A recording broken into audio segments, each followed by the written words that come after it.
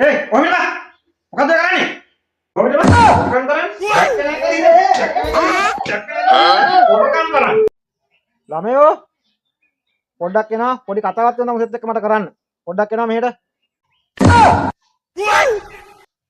ඇයිලත් ආවද පොඩි දෙයක් කියන්න කතා කරේ ඇයි අර වගේ හොරකමක් කරන්න තරම් හිතුනේ මොකද්ද හේතුව මොකද්ද අහේනිය අපි දෙන්නේ නැද්ද තමුසලට ඈ ඉල්ලන දේ හැමදේම අරගෙන දෙනව නේද ඇයි හොරෙන් ගන්න ඒකේ වරද තමුන් තේරුම් අරගෙන තියෙන්නේ ඒක කතා ඒක කියලා දෙන්න තමයි එන්න කියලා කිව්වේ සොරි තාත්තේ මට හිතුණා හොරෙන් ගත්තොත් හරි කියලා.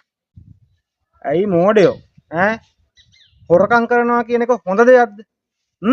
හොරකම් කරනවා කියන එක කවදාවත් හොඳ දෙයක් නෙමෙයි. පන්සිල් පද පහේ තියෙනව නේද? ඈ? ඉතින් ඇයි ඔච්චර පන්සිල් දන්න මිනිස්සෙක් ඔහොම හොරකමට පෙළඹෙන්නේ? ඔය චූටි හොරකම අනාගතේ ඕගොල්ලෝ ලොකු හොරකමකට පෙරලා ගන්නවා. හරිද?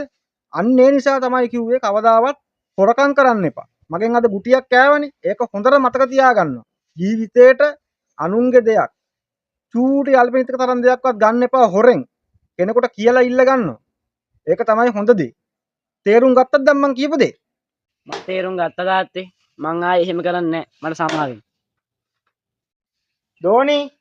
දෝනිත් මෙහෙට පොඩ්ඩක් එන්න. දැන් තේරුණා නේද තාත්තා කියපු දේ අහගෙන නේද හිටියේ අයියට කියපු දේ? ඔව්. හොරකම් කරන එක හොඳද නැද්ද? නෑ. නරකයි නේද? ඔව්. අනුන්ගේ දේවල් අපි ගන්නවද හොරෙන්? නෑ. හොඳ පුතා. දැන් තේරුම් ගත්තද ළමයෝ? හොරකමට වඩා මට දුක ඔයා මාව විශ්වාස නොකළ එකට.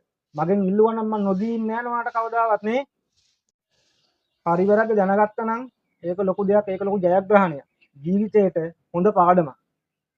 කාගෙන්වත් කිසිම දෙයක් ගන්න එපා හොරෙන්.